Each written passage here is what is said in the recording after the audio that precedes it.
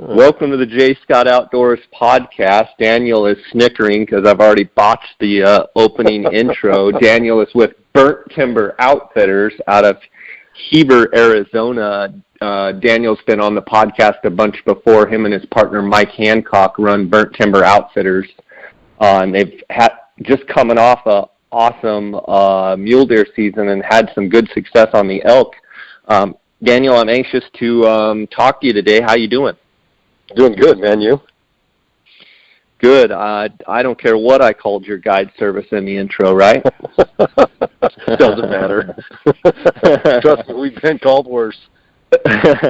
Burnt Timber Outfitters, you guys primarily focus there in that Heber Unit 1, Unit 23, Unit 3C. But, you know, if you had to say that 3C unit's kind of you guys' bread and butter, would you not? Yeah, I mean, it's you know, it's the unit that we live in. It's what we grew up hunting. So, yeah, we definitely favor it a little bit. You know, we know it like the back of our hands. And, yeah, definitely the one we spend the most time in. Last time we talked, I believe, was just before elk season and things were getting started, and you kind of gave us a rundown on conditions and what have you. How would you say overall the elk season, both the archery elk season and the early rifle hunt, were this year for you on an overall basis? And then maybe kind of break down and tell me about the hunts and the success that you guys had. You know, overall it was a little bit of a weird year. We had pretty high hopes going into this year, and I wouldn't say that those hopes were diminished in any way, shape, or form by the time the hunt started. We had some really good clients this year. Not that we don't, you know, other years, but for some reason this year they seem to stand out. The archery hunt, it started out about the way I anticipated. The rutting activity was really good. Bulls were, you know, starting to do their thing. They were mixing it with cows, and for one reason or another, it just seemed like they kind of stalled out. The general consensus that we were getting, you know, in the unit and in other units is they just, for some reason, the rut just didn't click. It didn't explode, and it didn't go. It didn't seem like. It always kind of seemed like it was early pre-rut and just beginnings of rut activity, until all of a sudden one day it seemed like bulls were just getting all broke up, and like, you know, the rut had peaked and was starting to wind down. But you know, rolling into the archery hunts, we had a couple of clients, and then one of our guides, Jay Lewis, also had his own tag. They're in 3C. We saw some really good bulls, chased some really good bulls. We had a little mishap. My hunter ended up on about day 9. We were chasing one bull in particular. We had been within bow range of him probably a dozen times. He had actually drawn his bow back on him.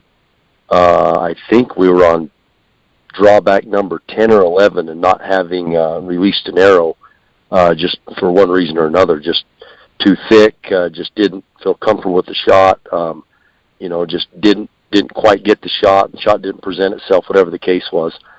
And then on day 9, we were on him. We had him at 45 yards. He drew back again. The bull had seen some movement, something he didn't like, kind of bolted.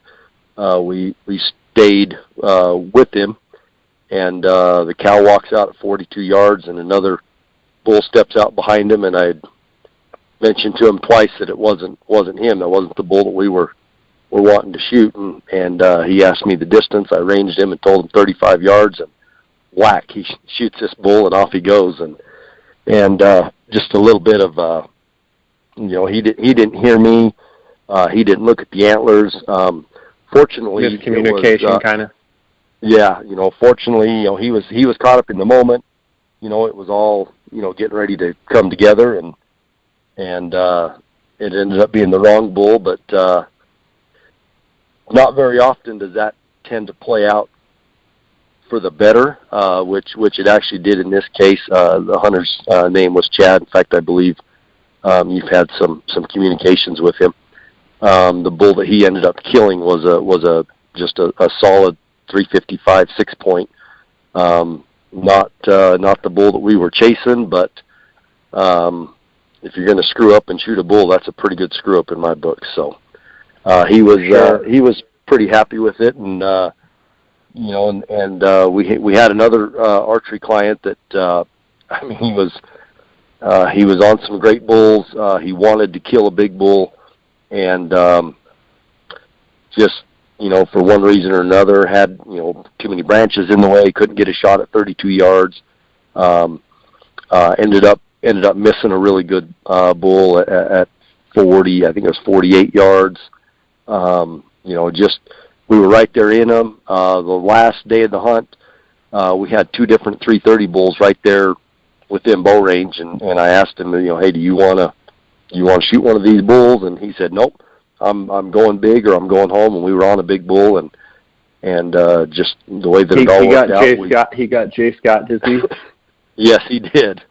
Yes, he did. Well, it's trophy hunting. You can't kill a big one if you shoot a small one, even if it is the last morning. So, kudos to him. Kudos to Daryl for sticking to his guns, and we had a great time with him. He was a great guy. Had a wonderful hunt, and just was really fun. Our other guy Jay, he had his own tag. He passed a lot of bulls. And going back and looking at some of the pictures and videos and stuff that he took during the hunt, and he passed a few bulls that he probably shouldn't have. But like again, you can't shoot a giant if you're shooting good bulls. So yeah, Daniel. Overall, it sounds like there was some pretty good bulls in 3C, better than normal, on the rise, but just didn't all come together, or pretty much just average 3C like what you expected? Well, as far as the quality is concerned, I would say it was right there about kind of where we had been seeing it. It was, for some reason, it was very spotty. We did notice the numbers. Spotty as far as like seeing a good bull here and a good bull there, but not just consistently seeing good bulls all over type of thing? Yes, exactly. And elk in general, to be honest with you, it seemed like this year, for some reason, the elk were extremely pocketed into groups. A batch of elk, here, and then 2 miles away, another batch of elk, and 4 miles away. It wasn't kind of your old 3C where elk were just scattered through the entire unit. It seemed like they just seemed to be localized in certain areas and certain pockets. Which, of course, whenever you get that, you get hunting pressure, because people are going to go wherever the elk are, and so when you get elk that are centralized into an area, then that's where you tend to get the majority of the hunters. But is that a feed issue as far as were they pocketed, do you think, because of feed or pressure, or what do you think made them a little more pockety this year?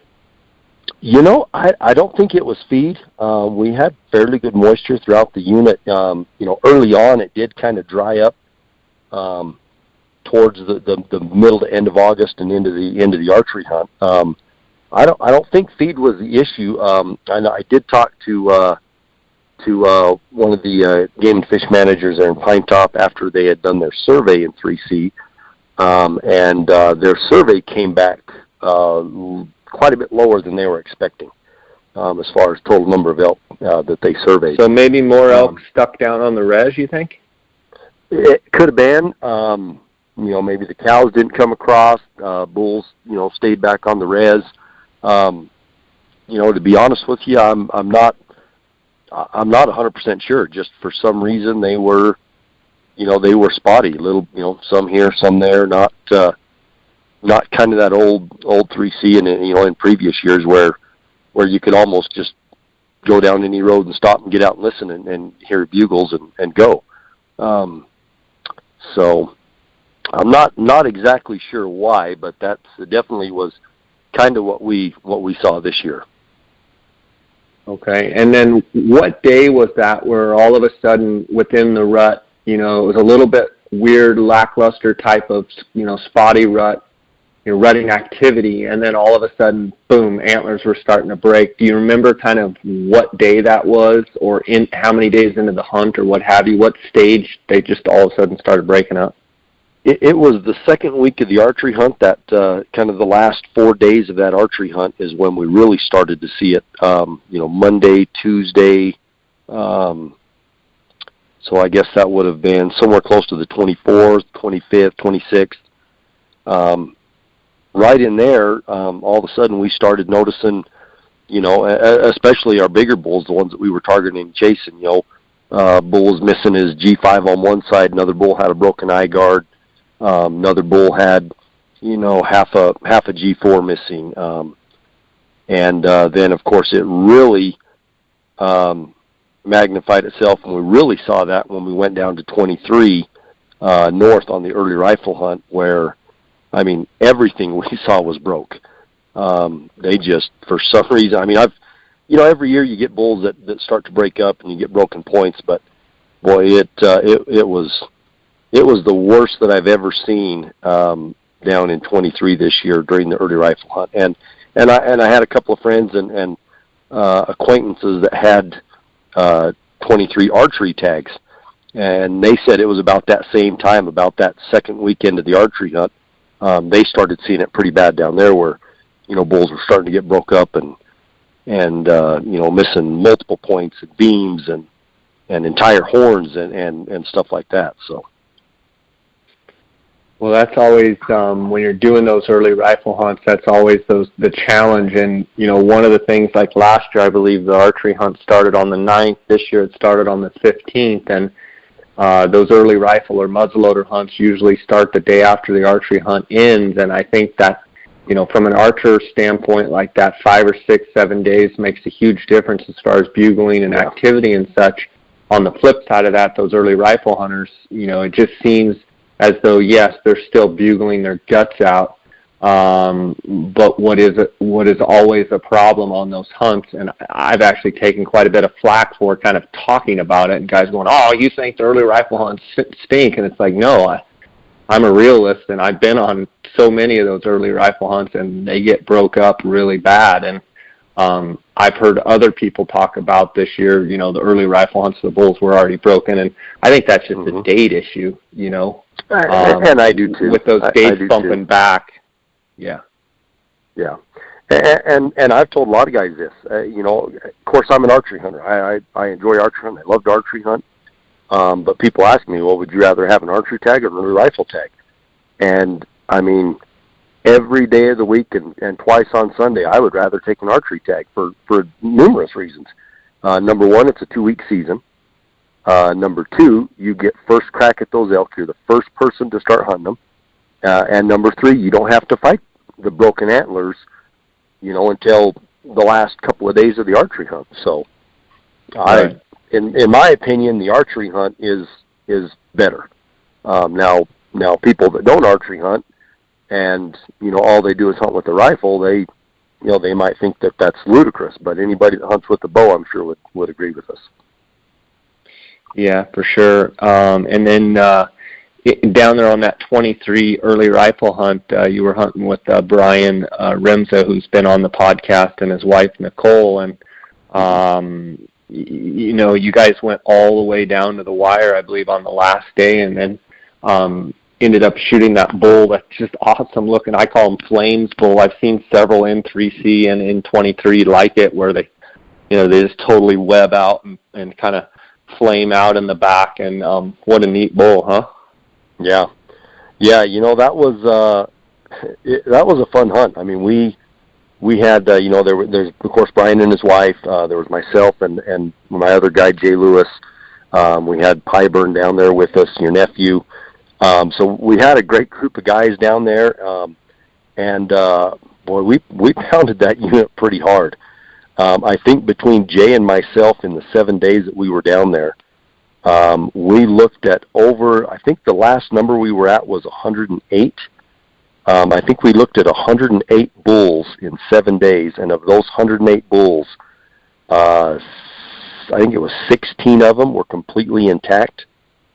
And of those 16, only 5 or 6 of them were actually like 315 plus bulls. You know, they were, a lot of them were, you know, smaller, 270, 260 little 6 points. But I mean, just, it seemed like all the mature bulls were just extremely shredded. I mean, missing multiple points, beams. It's just crazy how broke up they were. And, you know, and Nicole had a goal. She wanted to shoot a mature bull. She wanted to shoot something that wasn't broke. And that was that was pretty tough to try to find something that was mature and wasn't broke. So coming down to the last morning, we had seen that bull already, and we had seen a littler bull that morning, and then that bull stepped out, and she said, "Yep, I am killing that bull." And yeah, it was an awesome hunt. We had a lot of fun.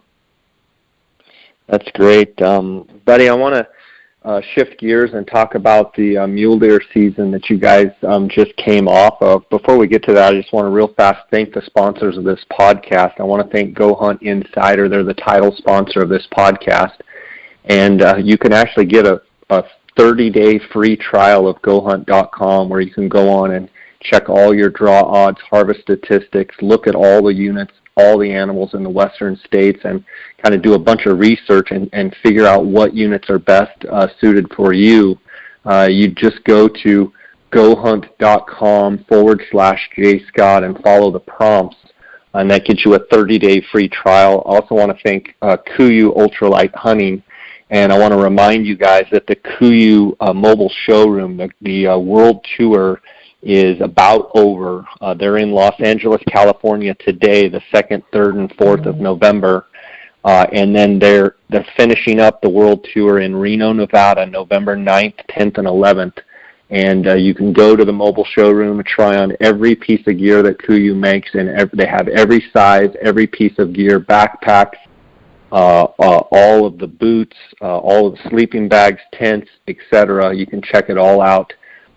Thanks to KUIU Ultralight Hunting for their sponsorship. Also, phonescope.com.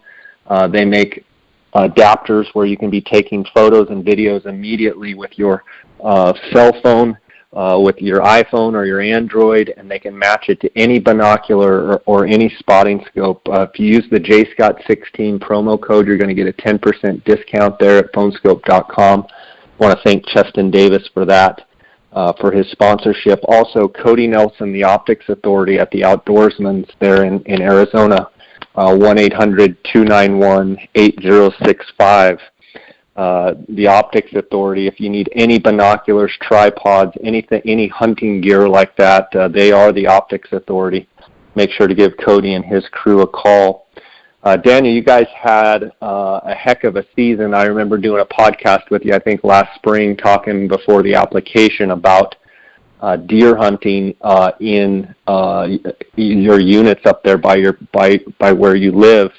And, you know, you were a little frustrated. You had said, I think, that the Game and Fish had maybe been issuing too many tags, and you know, they had already kind of cut the elk back and were trying to make it a trophy mule deer unit as well. And looks like you guys caught up with a couple of those bucks you guys have been watching for a few years.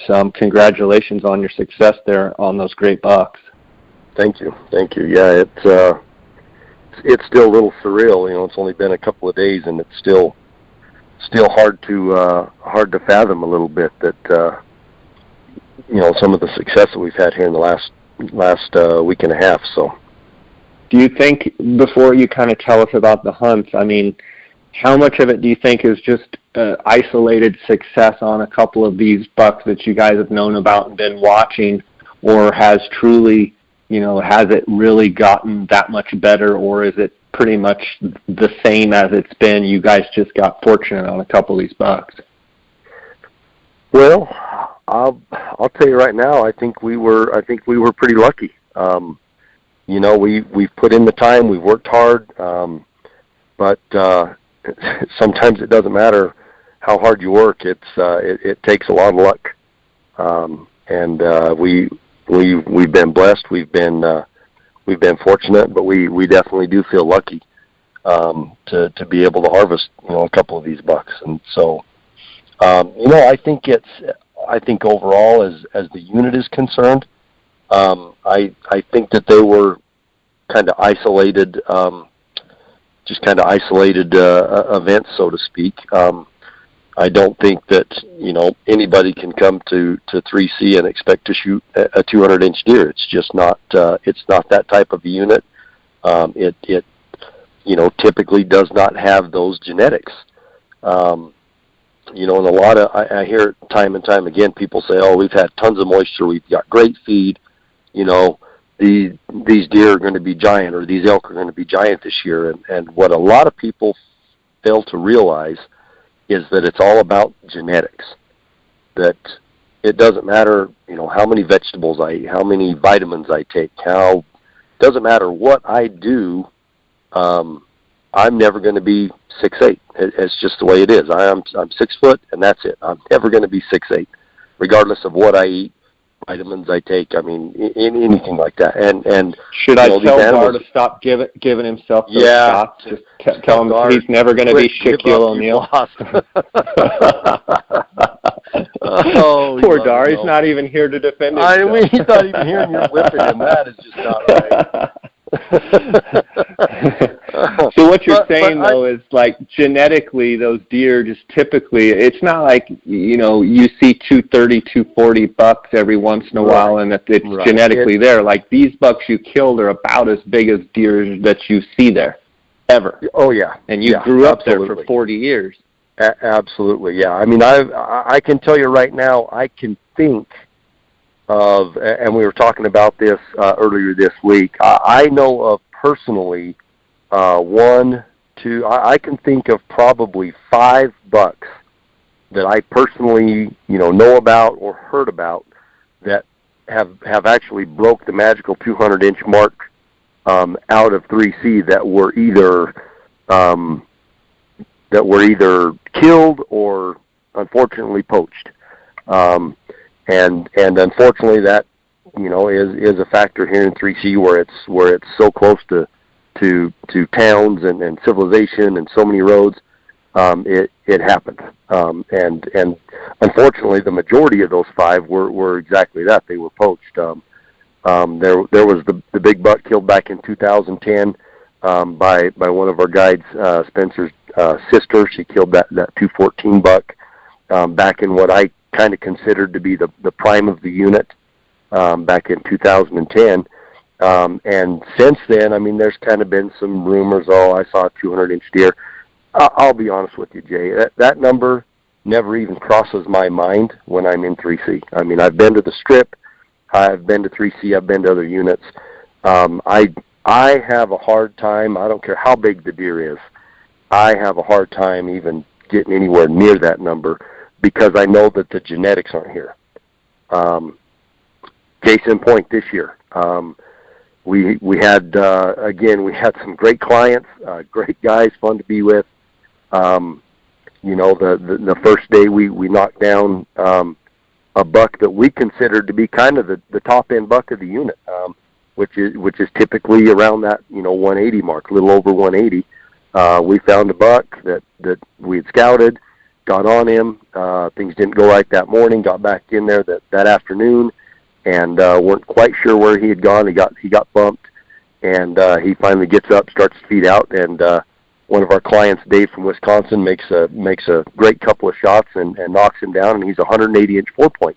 We were ecstatic. I told Dave, this is going to be one of the biggest bucks killed out of the unit this year.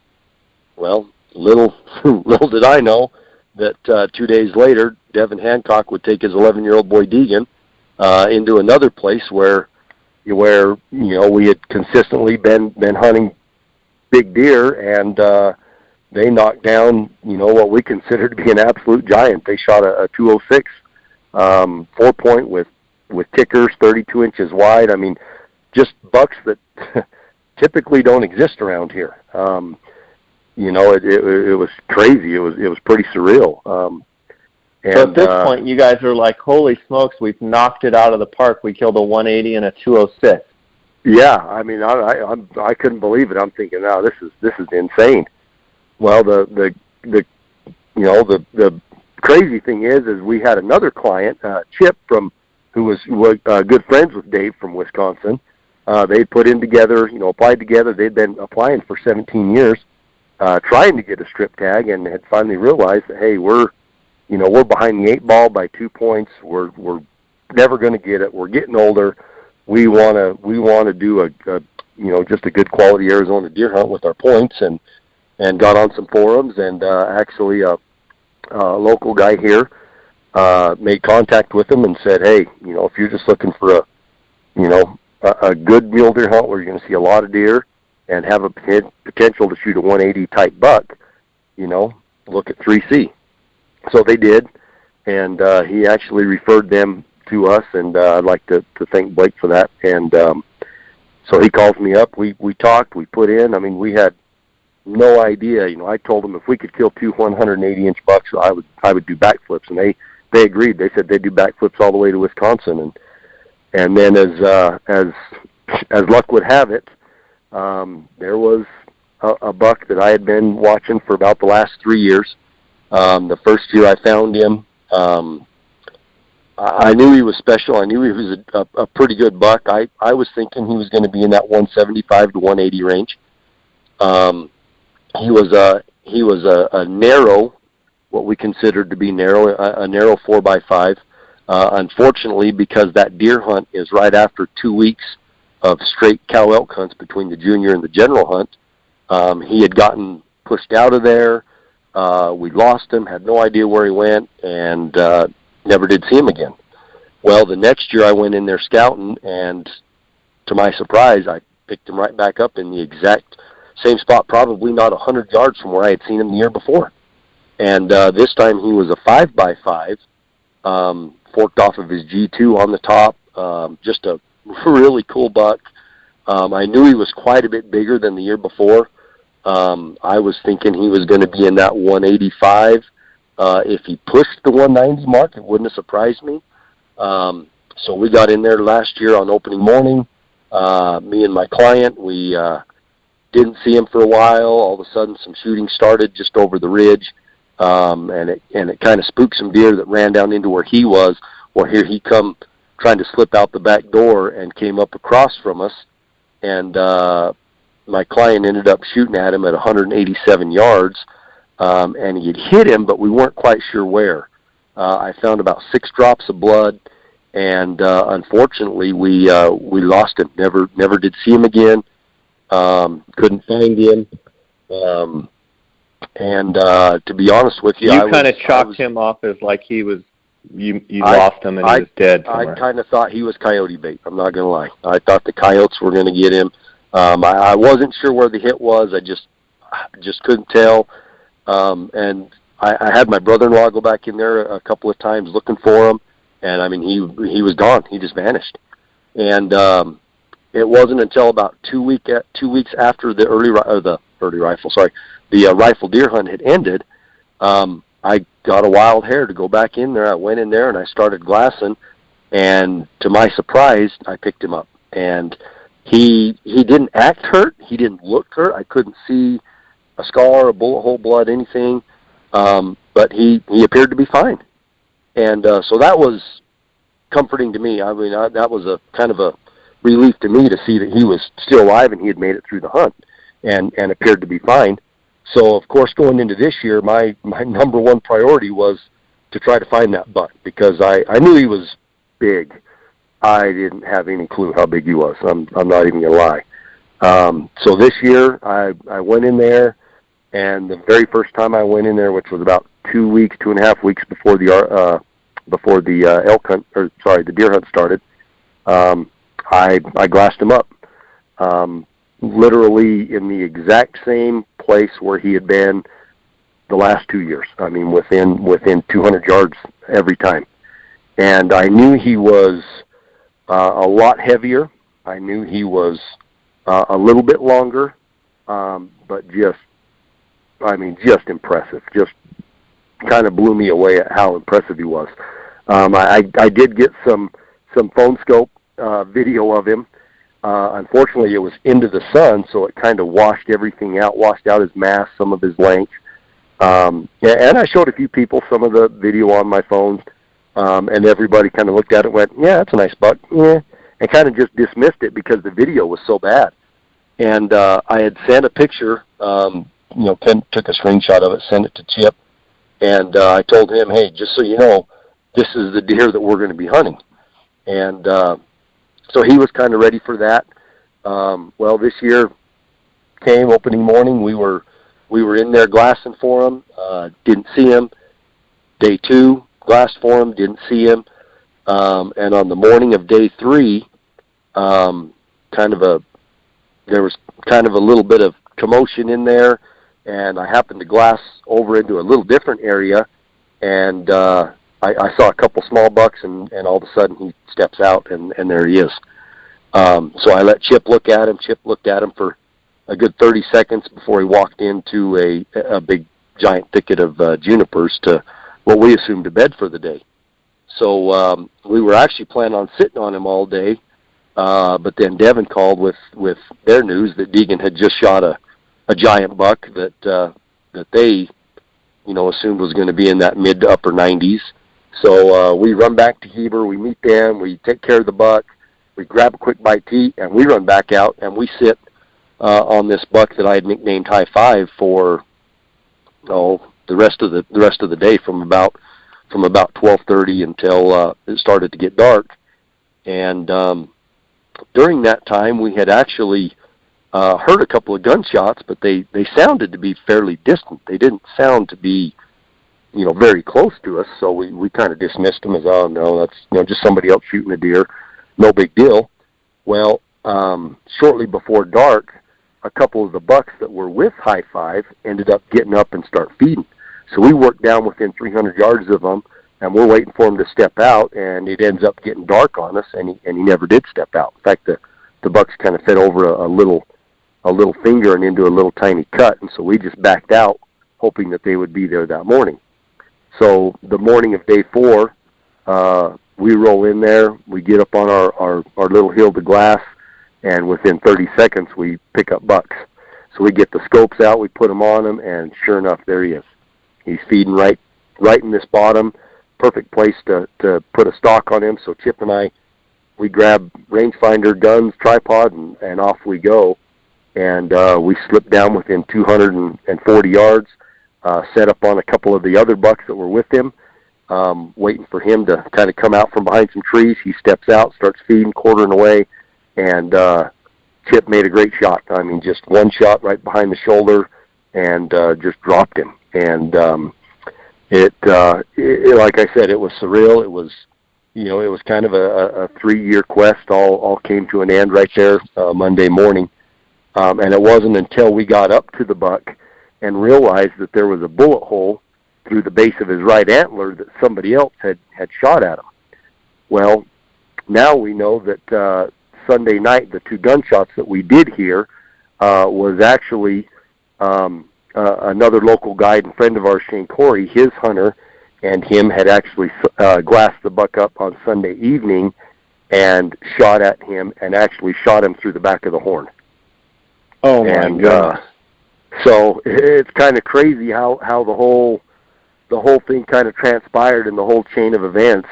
How he was so close to Shane and his hunter killing him, and we end up killing him. He's got this bullet hole in his horn, and it kind of blew me away because as far as I was concerned, we hadn't heard a gunshot in there.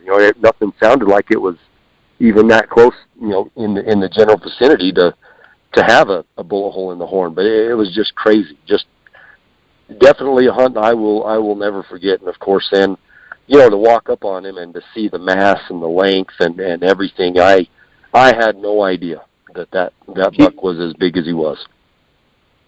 Is that another example of mass, height, and length, and heavy enough that it kind of hides how long it actually is? Yes. Yep, that's exactly right. I mean, you know, I had video from, you know, a couple of years and pictures, and I mean, I had ran the numbers, I don't know how many hundreds of times. And I told Chip, I said, I think this buck's going to be between 190 and 195.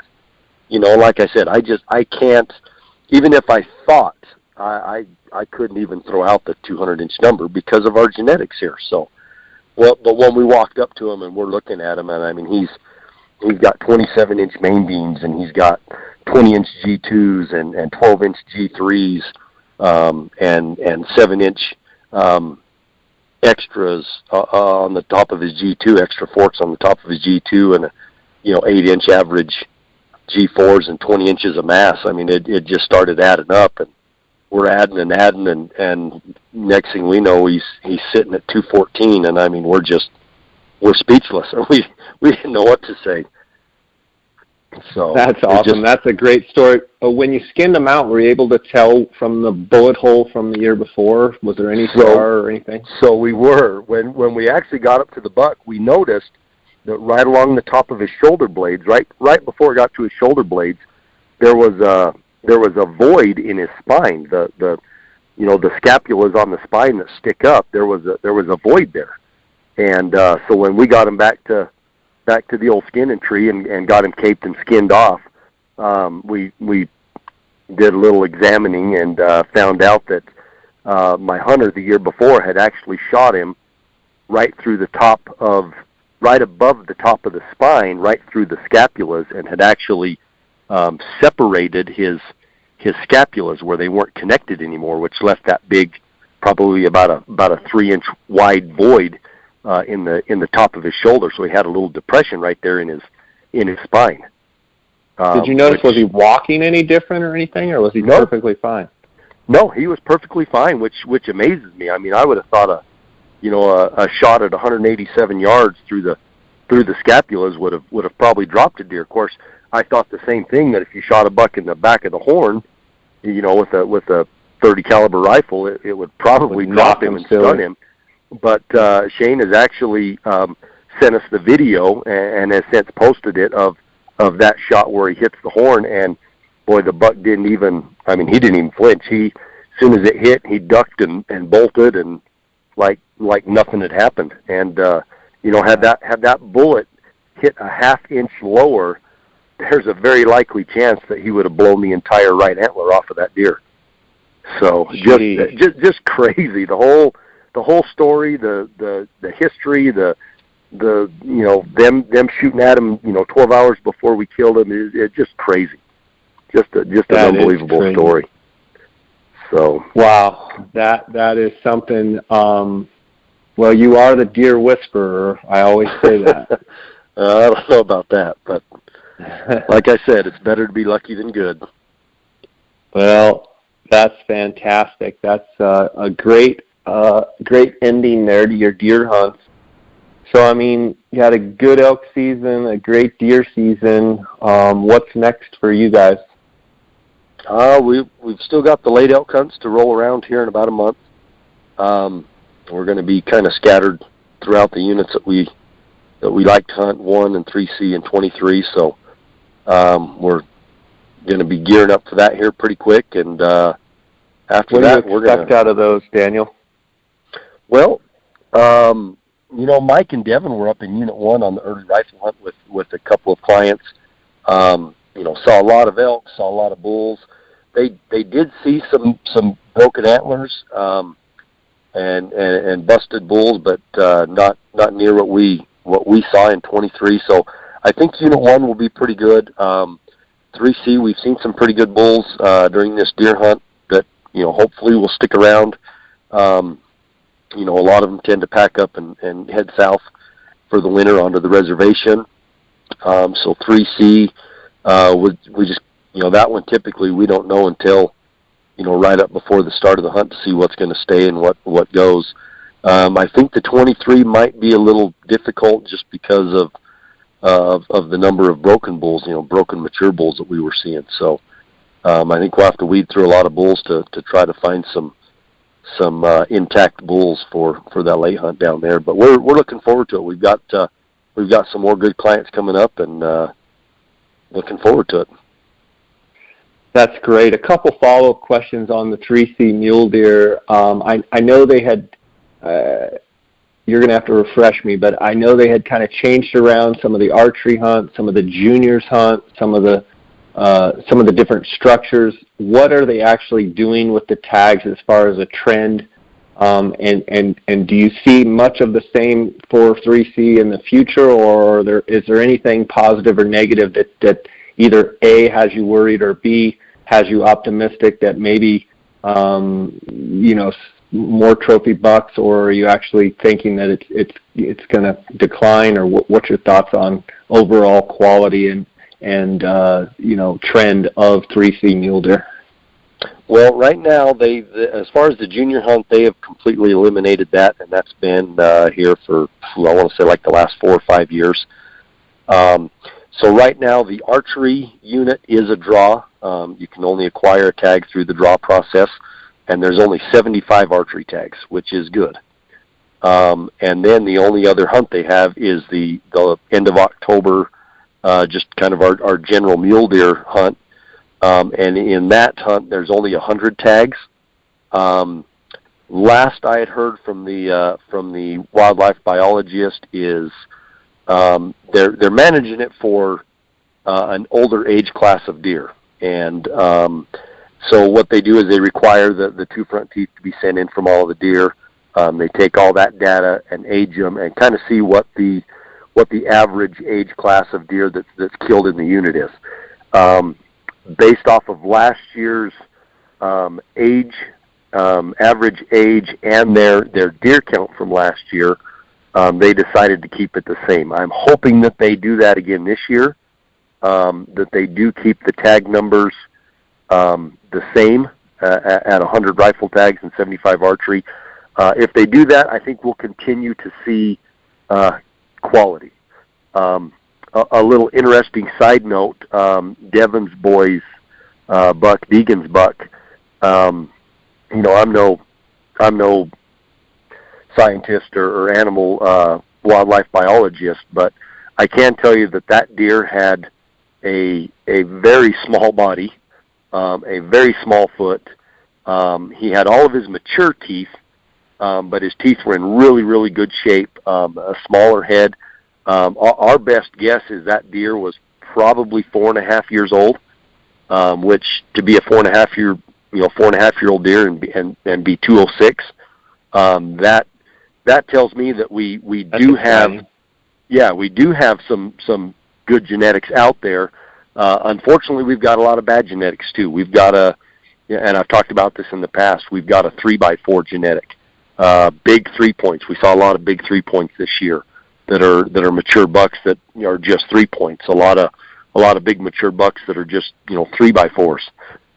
So I was very optimistic to see Deegan's buck, that it was a younger buck, it was an up and comer, and already packing a 32-inch wide 206 set of antlers. I mean, that's really exciting.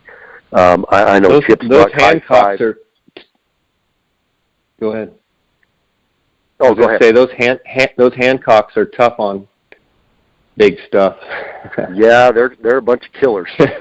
Yeah, they are. I was going to say high five Chip's buck. On the other hand, he was an old buck, big old head. His front teeth were almost gone, almost down to the gum. His molars were clear down to the gums. I'm estimating that buck's probably going to be between 8 and 9 years old. If he was older, it wouldn't surprise me one bit. So we are getting some age out there, which is great, because if they've got the genetics and they can get the age, then they're going to reach their potential. So I'm hoping that the Game and Fish studies and everything that they're doing continues, that they do keep tag numbers down, which will increase age, which is what their goal is, and ultimately for us hunters and sportsmen, that's what we want to see as well. So I'm fairly optimistic.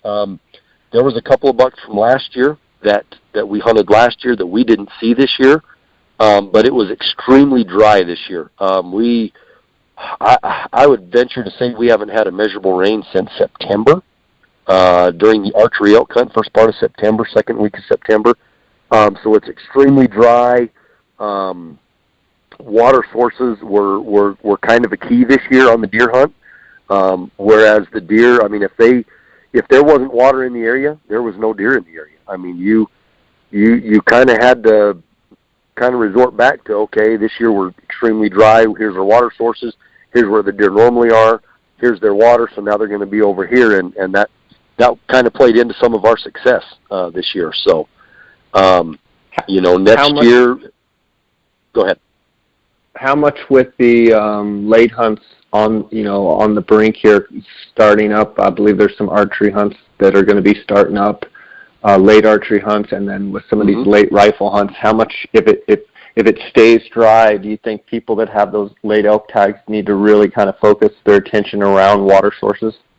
Huge, absolutely. It is so crunchy and so dry. I would find an area that's got a lot of elk and find their water source, and that's where I would be. I would be sitting water sources, because that's going to be your highest level of success. They are going to be watering, especially elk. They're all like cattle. They're going to water every day, every other day, depending on how hot or cold it is. So, it's definitely going to play into that. Absolutely. I think this is probably one of the driest falls, one of the later October, November falls, going into winter that we've had. The feed's there because we had a lot of early moisture, but the moisture's not. The water sources aren't. So starting to see a lot of tanks dry up. So yes, definitely be a big part of these late hunts coming up. I heard there was a rumor that you introduced my nephew to Abe Lincoln. Well, I have a sick tradition. I'm not going to lie. And if I recall, it probably started. Wait, a sick tradition or multiple sick traditions? Because we won't go into some of them, but if you're just going to talk about one of them. Well, I do remember another one. We have a celebratory Mountain Dew when an animal dies, and I remember trying to choke one down your throat one day, and you about puked. Well, but yeah, I've got this sick tradition. To be honest with you, I don't know where it came from. I don't know how I conjured it up, but over the years, when we get a bull killed, especially during that, the rut, when that black stomach patch hair is just saturated with urine, we cut that out. A, to prevent it from, dripping into the carcass and into the body, and B, because if you cut it just right, it makes a really good beard. And so I've kind of started this tradition where I get my clients to, most of them hold it up to their face, and they think that I'm, I guess, feeding them full of crap and that nobody really does it. And after they do it, then I actually grab it. And if you keep it clean, you can actually stick the skin side right to your face, and it'll actually hold right on your face without any hands. And so I don't think Pyburn fully believed me. So after Nicole held it up and about dry heaved 100 times, I had to show Pyburn that, no, this is real, and this is how it actually works. And I think he thought that was pretty cool. But as sick as it might be, it's caught on, and I'm sorry, if you're going to come hunt with Burnt Timber Outfitters during the early elk hunts, you're going to probably kill a bull, and you're probably going to get a pea patch under your nose. So you're probably going to wear an Abe Lincoln mask, huh? You're going to be wearing an Abe Lincoln, yep. So, man, that's awesome. Yeah, I guess. That's awesome. So, well, buddy, thanks for the recap. Congrats on a great season. And as always, I encourage people with tags up in this area to make sure to give Daniel and Mike a call and their crew. They run a great guide service there at Burnt Timber Outfitters. Fortunate to call both you guys, your whole crew, actually friends of mine, and we've had a lot of fun over the years chasing a lot of different things, and you guys do it right, and I really appreciate the way you guys do it, as professional as you are, even though you do pull out Abe Lincoln every once in a while. True professionals, and a lot of fun to be around. And thanks for coming on the podcast and sharing with us. I do want to give you a chance to let the listeners know how they can reach you, as well as I'll put links in the show notes of this podcast. Well, they can find us on the web, on our website, www.burnttimberoutfitters.com. We are on social media. Sometimes we don't do as good of a job as we should. I know social media is a huge source for hunters and stuff, and we really do need to do a little better job. But you can find us on Instagram at Burnt Timber Outfitters, or you can find myself at Franco_BTO, or Mike Hancock at Mikey, that's with 2 E's, MIKEE, _BTO, as well as the rest of our guides and whatnot, and also on Facebook as well. So we try to get it updated, but it's sometimes hard when you're out in the woods that much to kind of find time to do work and family and that as well. So. Right on, buddy. Well, thanks for coming on. Thanks for sharing with us. Give all those girls a hug and a kiss for me, your family. Love them dearly, and thanks for just sharing with us, and we look forward to having you on again down the road, okay? You bet. Thank you, Jay. Appreciate it. All right, buddy. Take care. All right, bye.